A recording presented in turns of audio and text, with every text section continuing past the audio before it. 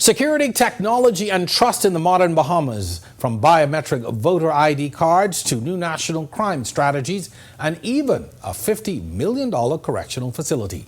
The Ministry of National Security is at the forefront of some of the most transformative policies in the country.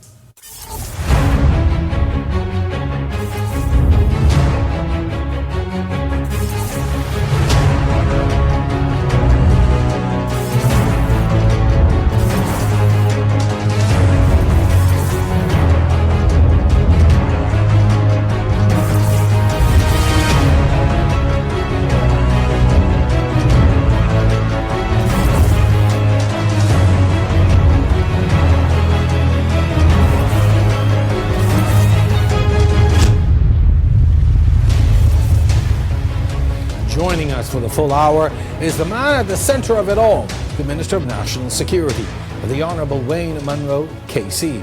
We'll unpack what it all means for you, your rights, your vote, and your safety.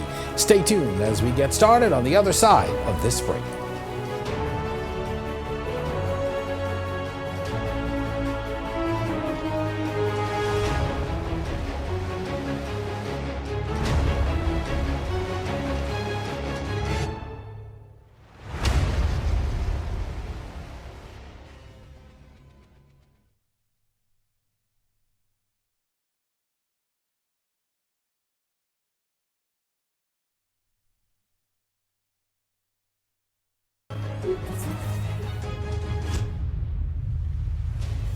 Welcome back to On the Record. First, we'd like to welcome the Minister of National Security, the Honorable Wayne Munro, KC. Welcome to the show, Minister.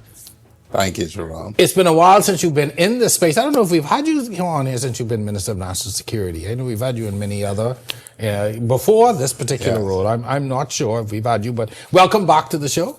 And thank you for joining us tonight. I want to begin with the issue that has dominated the headlines, this issue of biometric voter IDs and electronic polling stations. I know that there's been, you all spent a significant amount of time yesterday dealing with the legislation in Parliament. And so we thought it was a good opportunity to really talk through it and help people to understand.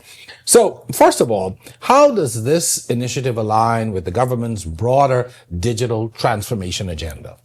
Well, the Davis administration is about progress. And anything that moves from this, because this is it, is progress.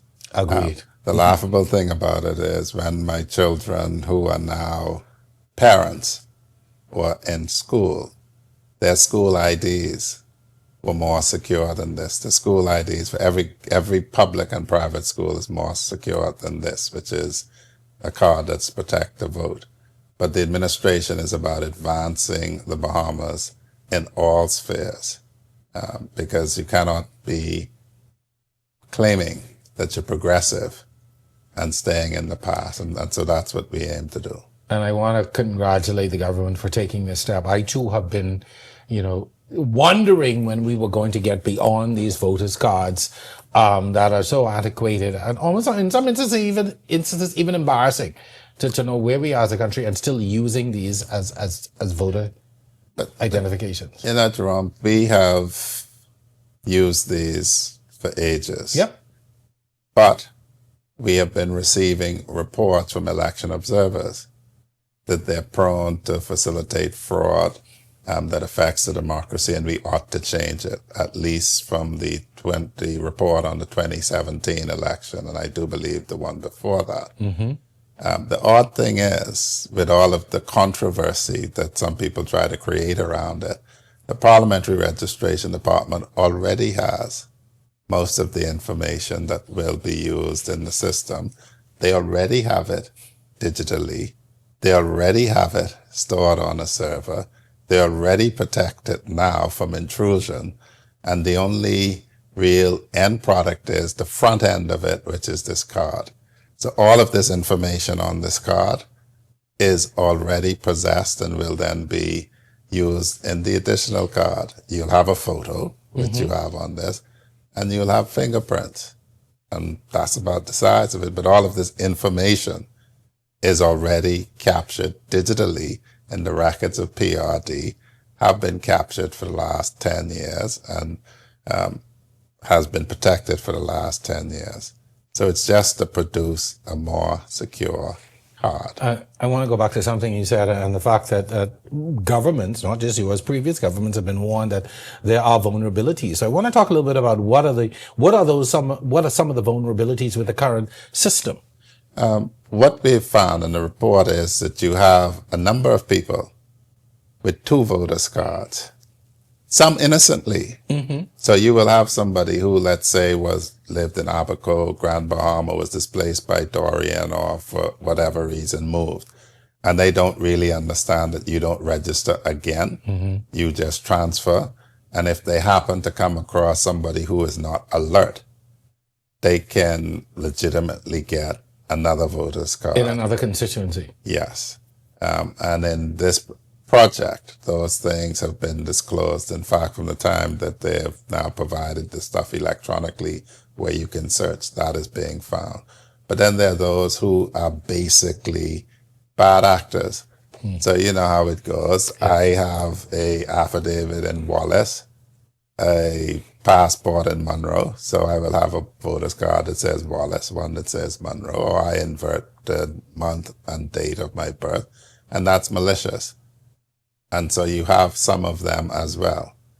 And so moving to this system secures that, because when you compare facial identity, facial recognition with the AI systems, that will say, we've seen this face before, and flag it for somebody to deal with. So that of course leads to the next question that I do have is, how does this biometric data system work? We talked about a bit about the vulnerabilities, and I think you began to allude to it, but how is this new system going to be able to flag things like that? And how does it work to protect the system itself? There are two aspects of it. The first is for the issuance of the card.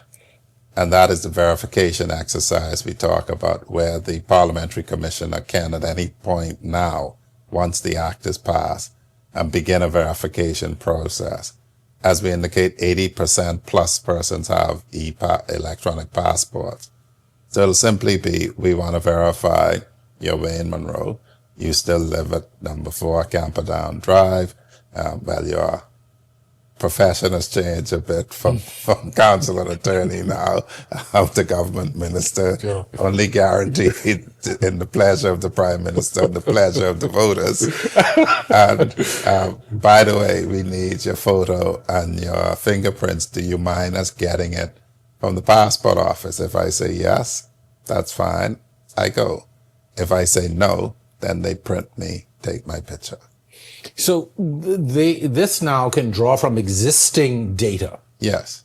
And is that also integrated into other systems, like you said, the passport, NIB, those kinds of things? No, the systems currently are separate. Okay.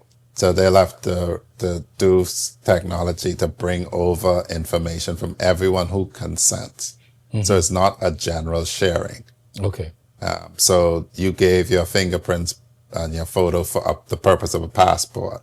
Our current data protection law says even though the voter's card is a government entity and it's not anything to affect you adversely, you still have to consent for the passport office to give the Parliamentary Registration Department that data. And likewise, if somebody requested it from the Parliamentary Registration Department, you would have to give the Parliamentary Registration Department to give it to anybody else. We still have silos. In some countries, they have what you call once only. The government can only ask you for the same information that doesn't change once. So once you give them your fingerprint, your photograph, no other government agency can ask you for it. Once you give them, your address may change, but once you show your birth certificate, all of that, to one government agency, you never have to give it to anyone again, and they can just freely pass it around. That is not what we have in this country. We still have silos where if you want information out of this silo to this silo, the citizen needs to consent for the government to share its information between government agencies. In an era where there are so many cyber attacks, where there are so many breaches of data, and so many things that can go wrong, are there sufficient cybersecurity protocols in place to protect this sensitive voter data? Yeah, I'll put it to you like this. PRD has had it for 10 years. They've been subject, like all government systems, to attempted hacks. Nobody has gotten it in 10 years. So it's not as if this is going to be the first time information is held digitally. This information, all of this information on my card is currently held digitally, is currently defended, and has currently been defended successfully for a decade. And you keep up with changes that happen. We have a cyber incident response team that monitor cyber attacks on government websites and other digital portals, and they can act and assist. But this isn't new. The holding of this information isn't new. The only additional information will be your fingerprint and a digital photo. And by the way, the Passport Office has that digitally as well, subject to attack, been able to defend the attack. People need to have confidence in our professionals. They have defended the data, the systems very effectively. And that is comforting, because I know that in the world that we live in, people are naturally concerned about those things. But again, one, the fact that this is already stored, and two, that there are professionals who are working to ensure that security is upheld. Now, I do have a couple of questions. So we're moving away from that, from the physical card. Is it going to be replaced by something else? A polycarbonate card. Okay. So those of us who don't know what that means. A card like your driver's license. Okay. All right. And it'll have security features. Mm-hmm. I'm a believer, and this administration is a believer, is you don't commit the massive expenditure or major things without going to see the people you're dealing with. Okay. So our predecessor, for instance, my predecessor in my office, spent $17 million on a project by watching a video, right? Mm. We don't do that. So I went to Canadian Banknotes headquarters, watched how they print our passports, saw how they print secure cards. And what I would say is this, the concept is this: if you are willing to spend maybe millions and multiple millions of dollars, yes, you can do a setup to print a Bahamian passport that might pass scrutiny. But who would be willing to do that for one document? And so there's nothing called impossible, but with the security features that they embed, and a lot of them you won't know, the persons who need to know will know some of them. I think they keep one of them only for certain folks. It's just very, very secure, and I'm satisfied, having viewed the thing in process, that they actually can do it, not that they're telling us they can do it. So this will be a card like the driver's license with embedded security features in it. How do you envision, or how does the government envision e-polling working on election day? How is this going to change the way that we vote? E-polling is a system that will just permit them to hold what is the counterfoil of your voter's card electronically. By the way, they're going to have the paper version. We're still voting by paper ballot? Yes. Okay. So the method of voting hasn't changed. Okay. This will just be the back end that the poll workers are using to say Wayne Monroe showed up to, what's this now? Polling Division 2 of St. Anne's and cast his ballot. And what the system will permit that to do is communicate that immediately to headquarters. And it won't communicate how Wayne Monroe voted or what any voting tally is. Wayne Monroe, a male over 50, has voted in this polling division, and this is the total amount of votes polled in this polling division. No information about who you voted for, because you cannot know, you don't know, or who is leading in a race. So this, of course, does not and will not impact how we get the election results then. Yeah. We're still using the same method of counting votes. Although the OAS pointed to that and pointed that we need to have a secure, accurate way of reporting vote counts. back to headquarters. Is that changing? No, it will not change in this iteration of the system. The system at some point should be made to do that, is what the OAS observers say. Is there a timeline, though, for that to happen? No. No. The timeline is not this, not in this outing, not in this election. Just as the former Prime Minister said, eventually he would like, and I think the OAS will probably say, and I could almost prophetically say they will say, we have to phase out the 2 option and insist on the card. In the same way, if we have the system, no doubt they will say we have to change it so it can have real-time reporting of vote tallies. Sure. So who's managing the rollout of all of this? And is it just government entities, or are you using some partners to help roll all of this out? Well, this is being championed by the parliamentary commissioner. When I came to office, the then Commissioner Lovato Duncanson was very aggressive in starting this process. We also have a project in making the PRD a permanent department, not one that is just staffed for election, but is staffed year round. That's a project that has to go through public service strictures. But he then handed over to Arthur Taylor, who pushed it. Now Harrison Thompson is driving it.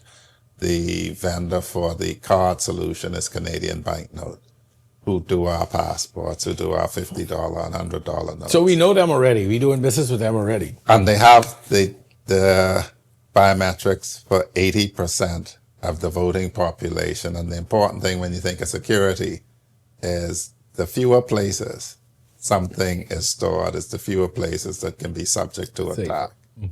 And so they have the data captured. We have a track record with them with our driver's license, our immigration cards, our passport, and now they're doing our e-gates for entry to the country. And so they're a trusted partner of the Bahamas government. Is there a specific timeline on this? Are you looking to have all of this completed within a particular timeline? We would like to have the cards ready for use by those who choose to use them in the next general election. Any timeline? If I say that, people will say I have some influence on setting the date of the general election. Prophetically, Jerome, prophetically, yes. I would say if pushed, we could see if we could certainly start issuing before the end of this calendar year, which would crush the opposition's view that we're going to have an election in 2025. I couldn't resist asking. But there are time performance lines that are being closely tracked. My permanent secretary is on the committee that deals with it. The committee is staffed by public servants. And I have to, Jerome, say that something that we overlook in this country. People in my position like to take credit for a lot of things, right? We make the policy decisions, but the real heavy lifting, hard work is done by the public servants who don't often get the credit for what they do. And it may be because politicians like to take credit, and so that sometimes opens them up to attack by people who think they're attacking politicians when they're really attacking the hard work of hardworking public servants. But I'm satisfied, having met with the team from PRD, that they're on the ball and that they're pushing this as fast and as hard as they can. Any special consideration given to our family island residents and our seniors in navigating this? Because obviously this is new technology for a lot of people who may not understand it, may not even appreciate it, or do not have the access that those of us in New Providence have. Well, I'm not sure it's new because most people have a driver's license. Even Grammy now have a phone that she unlocked with her face because she can't see so well. But the parliamentary commissioner did advise that the education program will be taken directly to the family islands. He's already opened registration centers in New Providence. He's looking to open them across the family islands. We understand, having been to Cat Island for regatta, for instance, the vast spaces on the islands and the need to properly interact over those vast spaces. And you mentioned the public education campaign. Are you in a position to really say what that is going to look like? No, because that's the parliamentary commission. That is under their purview. Okay. I'm a strange politician. I try not to take credit for other people's work. I take credit for what I do. My job is to get him the resources to do what he wants. So when he decides where he wants to go, if he tells me he wants to go to Bahama, I might say, no, let's look for something that's more cost friendly, looking at the budget. Yeah. But that's my function, to sit, listen, look at the program, and then get funding for him. Is there a concern, or how do you respond to the concerns that voters may have who may be resistant or distrustful in the digital process? Firstly, the process that they will engage in isn't digital. They will still be voting on paper cards. The only thing that they will be getting now is a polycarbonate card. If they have a driver's license, they've already trusted the government to have the information, to have it digitally, and to issue a digital driver's license, a polycarbonate driver's license. If they have an NIB card, the same thing. NIB information is stored online as well. If they have a passport, they have 3 documents already where they have trusted the government and a government entity to hold the information. The voting process is still paper and still manual. The consideration for Bahamians living abroad as well, have they been factored into this rollout? Yeah, anywhere that you are registered, where you can register, it's just capturing the information. And if you are abroad, you have a passport, eh? So yes, all you need to do is consent for it. Yeah. It can be printed and gotten to you through the missions that we have abroad. But the Commissioner is setting a strategy to touch and capture everyone who has a right to vote, because the overriding policy consideration is everyone who has a right to vote should be able to register to vote and vote. And it should be made as seamless and cost-effective and convenient to the voter as possible. All right, Minister, that's a lot of good information there in this first half. You really helped to flesh it out and help us to understand a little bit about what's coming. And again, as we wrap up this segment, again, I want to stand and congratulate the government for moving us forward on this, because this is long overdue and much needed. And hopefully it's going to lead to even more efficiency in voting. As you said, maybe not in this election, but next time soon we'll be voting electronically, hopefully. We'll see. All right. So. If people can sponsor fear and mistrust on something as simple as this, that's already existing. Yeah, I can. And I have to put a plug in that after being in the House yesterday, I'm persuaded that the opposition is trying to stymie this process, because they say that this requires trust, and then their leader says, but don't trust them. And you have to trust them to make this work. That's unfortunate. We're going to address that in just a minute. I'll give you an opportunity to speak to that. So we're going to take a break, though. But when we return, crime is down and ground has been broken. We're going to talk about the progress made by the Ministry of National Security. Stay with us. On the Record continues right after this.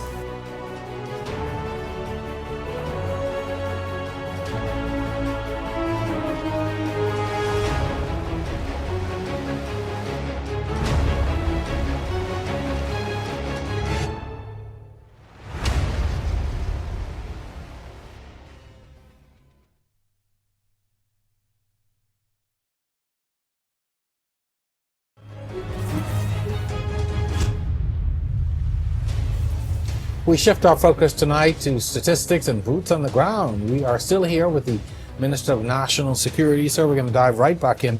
As we left the last segment, you talked about some of the opposition's resistance to this and some of the things that were said in the House Assembly. I want to go back to that and really what has been, or for you to speak to some of the opposition pushback now to this. Well, they do it in a way that is, and I use the word pernicious. And that really is what it is. But it's captured in the book Biometrics, written by the leader of the opposition, which is you just ask questions. And that's not presenting an alternative, which is what the opposition is supposed to be, an alternative government. So you're supposed to be able to say, yes, we know about this, we agree. We don't think you should be doing it like this. We think you should be doing it like that. Especially on something like this where you legislated the biometric voters card. You claim to have done some work on it.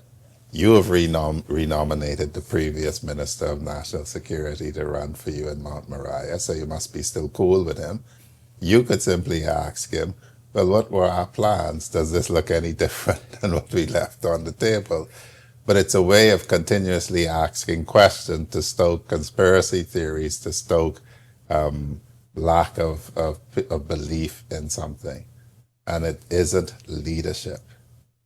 And that's the bottom line to it. But, you know, they've chosen to adopt those politics approach, and that's what it is. As I say, I'm encouraging everyone to give my cousin Michael Pintard some money. Buy his book. Read it. You'll see it's like he wrote the script, and now they're acting it out on stage, the national stage. Only this isn't a joke, sadly. I want to go back to an incident just within the House of Assembly yesterday.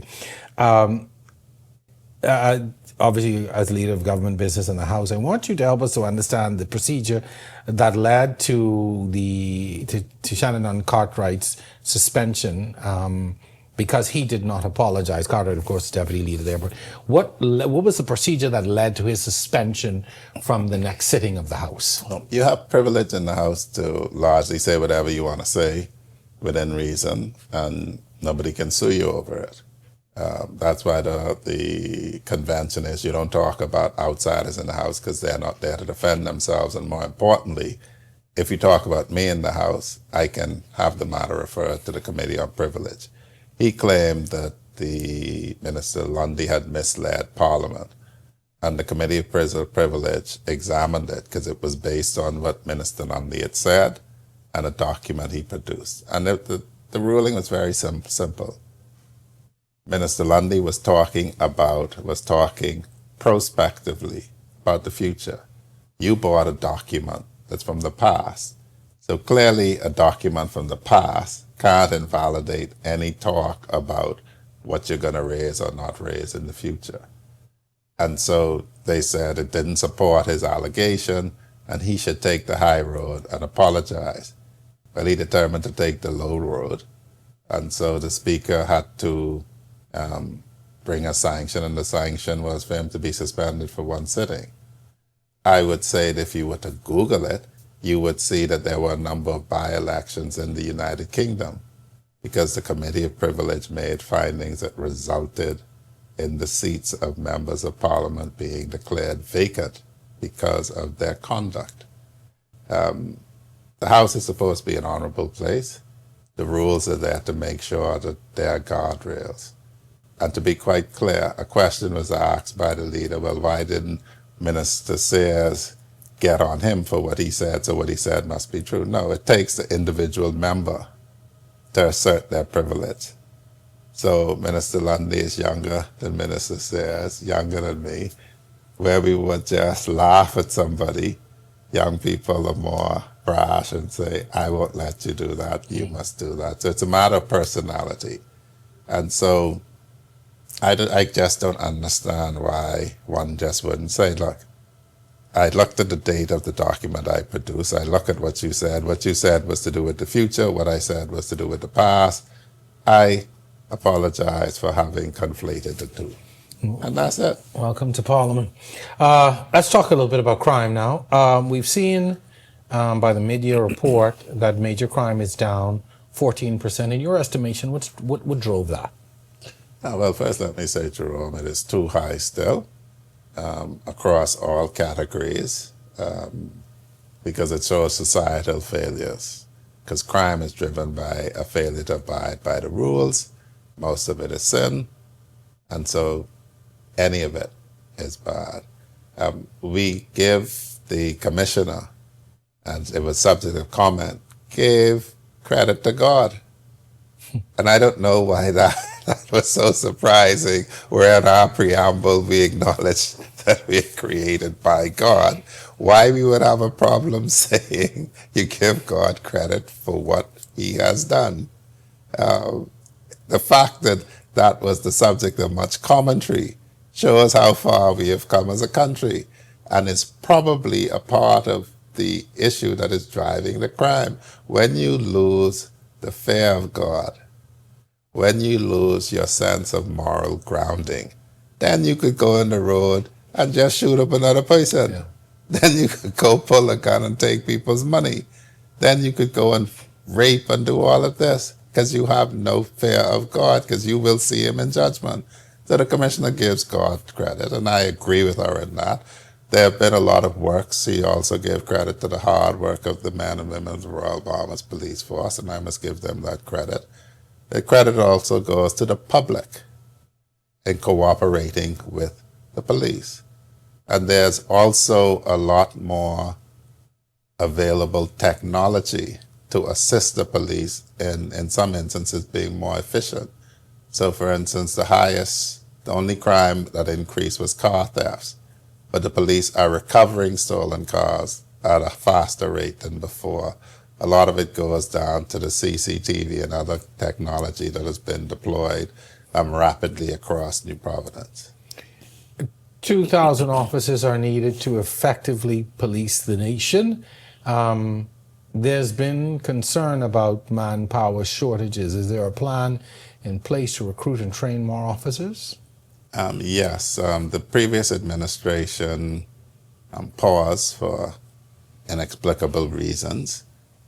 We have had an aggressive recruitment policy in the police force, the defense force, and corrections, because they were undermanned and are undermanned. And so we've been continuously training. When one squad comes out, another squad goes in. We have recruited, for instance, more fire officers than ever before. I think 33 are in now. When we came in, we did a squad of 50, a specific fire squad. So we are recruiting as the police have asked for it, to supplement their manpower. Where also some of the deployment of technology is to affect efficiencies, and we hope to deploy technology further to affect efficiencies. What about equipment as well? I know the past few months have been very difficult for the fire branch of the police force with all of the fires and the call and the need for more fire trucks specifically. Will we be seeing more fire trucks and even more equipment coming to all of our armed forces, our uniformed branches? Yes, fire services, which is a separate branch in the police force. They have submitted their list. I've put my name on the line, my reputation on the line, to say that they will get it. I recall the Minister of Finance also backing that position. In the meantime, people get this impression that you could just go and people can give you things. Well, no, people can't just give the police things. But the police should shortly receive from the Miami Beach Police Department I think it's a Lada truck. And the chief of police there is a Bahamian, I think, who went to AF Adley School. No, I'm very well. He appeared on the show. Yeah, and so he's maintaining a relationship, and we're very proud of him and what he's doing. And that is something they can accept, just as we have accepted vehicles from the city of Miramar. And so we do accept gifts from acceptable people, where there's no suggestion of quid pro quo for the police force. You can't just give the police a... No. No. All right. It will be other police departments, or in some instance, municipalities in the U.S. Okay, understood. And I'm sure the public takes comfort in that, because there's been a lot of concern raised about the fire trucks and what has been happening over the past few months. One of the things that I know has eroded has been the public trust in the police. The past, I would say, year or so, there have been a lot of instances that have raised concerns with the public. We have seen the retirement of a police commissioner and a new commissioner coming in. So are you confident that enough is being done to restore public trust in all branches of our uniformed forces? Well, to start with, these forces are staffed by human beings, and human beings drawn from the society at large. We seek to constantly revise and review our recruitment policies and standards, because that's the first gate that you have to guard, who you let in to the force. And so I think just about all of them now do what they call it, psychometric examinations of recruit applicants to seek to weed out people who may not be suitable. Once you're recruited now, the disciplinary process and oversight must be there to manage persons, to manage risk, to manage exposure, to minimize the opportunity for defaults. But invariably, in every organization, including the church, including governments, including armed forces, there will be people who stray. And you judge the organization by how it reacts to that. It can either robustly address it, which is to deal with the situation, to bring justice to that situation. But after you do that, or it may not, and if it does that, that's a positive mark. If it doesn't, then that's a negative mark. Have you been satisfied with the response of the police force particularly? Yeah, but when the complaint is all these policemen being charged, what that tells you? The police are investigating and charging police officers. So when the scandal is a police officer is arrested and charged, that speaks to itself that the police are policing everybody in the Commonwealth of the Bahamas, including their own. But the next step is to look at how something came to happen and design systems so it doesn't happen anymore, or the risk of it happening is minimized. So for instance, in the instance of the RBDF, they've had 2 instances with, it turned out to be younger, lower rating Marines and minors. And so they are having an inquiry to look at how did that happen? Was there a command failure? Was there a situational circumstance that they can make sure it doesn't arise again?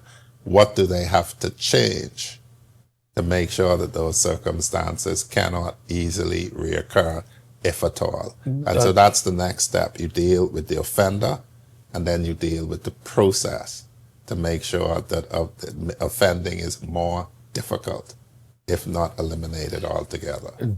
Do one of those inquiries include the situation or the allegations of abuse for the Rangers? Yes. Okay. And I think the Commander Defense Force has specifically said that while the police are doing what they're doing with regard to the allegation, and we don't prejudge that, and I have to say that publicly because there are certain consequences if I am seen to prejudge something. We don't prejudge innocence or guilt on that.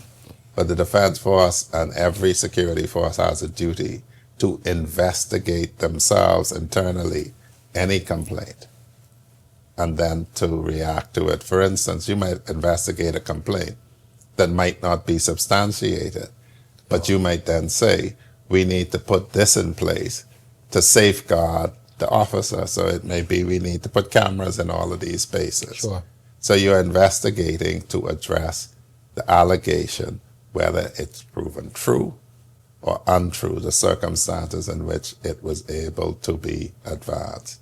But the police will deal with the criminal allegation in that matter. The Defense Force will deal with the internal, what do we do about this circumstance? Makes sense. I want to talk a little bit about the progress on the new $50 million correctional facility. What is the state of progress on that? And again, what is that facility expected to do? What is it expected to address? There are 2 facilities, and I had to laugh when people said, oh, we weren't serious because we broke ground in a sandbox, right? The reason we broke ground in a sandbox is the virtual court, which must be done first, because we have to demolish the existing remand court to build the prison. The foundation is already cut on that. When we were doing the groundbreaking, trucks were actually trucking aggregate to fill the foundation. I was told that the virtual court the building can be completed in 7 to 8 months. I wait to see that. We'll have to project manage it to see if the expectations are met. And then the prison, the new correctional facility will start at much or less the same time, but will go at it can't ramp up till the court is done. Sure. It will house administration, it will house classification, it will have a chapel, which wasn't in the original plans, and I guess we should be ashamed that we were going forward with a plan without a chapel when the existing correctional facility has two. My Lord. It will have a clinic where the Ministry of Health will determine how they outfit it so that we can do all the treatment of inmates other than the most serious surgical interventions. Sure. Because every time you transport somebody to the prison, you need, I think it's 4 or 5 correctional officers. That's a cost. Yeah. Well, and it's a manpower thing. Yeah. And a risk. Yeah, and you have to lock down parts of the hospital which make them unavailable to other patients. And so there'll be that. There'll be a mental health housing unit, because prisoners with mental issues sometimes throw about their feces and the rest of that. That's so it a real concern. Yeah. has to be designed in a particular way for cleanup. And there'll be a mental health clinic, because we have to address the mental health of persons admitted to the correctional facilities. If you weren't mentally troubled before you are detained, sometimes the shock and the dislocation of imprisonment can affect your mental health. It'll contain ordinary housing, and it'll also contain supermax housing for especially dangerous persons who we don't want communicating and infecting the general population. Mm-hmm. As we prepare to wrap up, what does the shift from punitive to rehabilitative justice look like in practice for your administration? In practice, we start with a proposition that about 95+% of these people are going to be released to the community.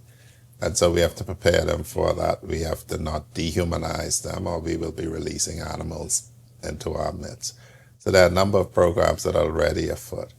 They have a Grow Your Child program, pattern on a program in Cuba, where families come in, where inmates can remain connected to their children. It was started with the female housing unit first. We have training, and I'm a chief proponent that they have to work. You have to be productive, you have to work. And when you work, then you will be paid, you will have funds, because the worst thing to do is to release somebody with a criminal record and broke.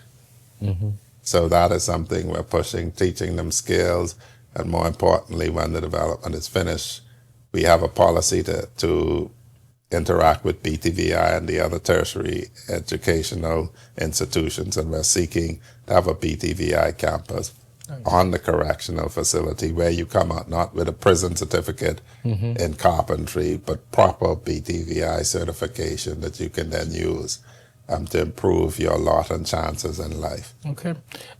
Final question. What do you think that Bahamians misunderstand most about your role?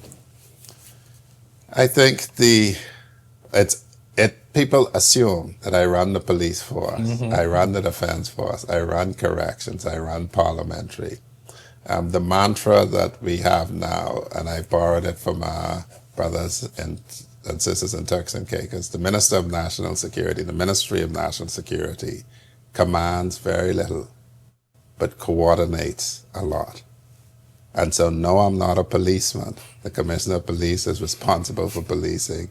I'm responsible for policy interaction with the acquiring them resources. And that's where I function, to get them the resources that they need.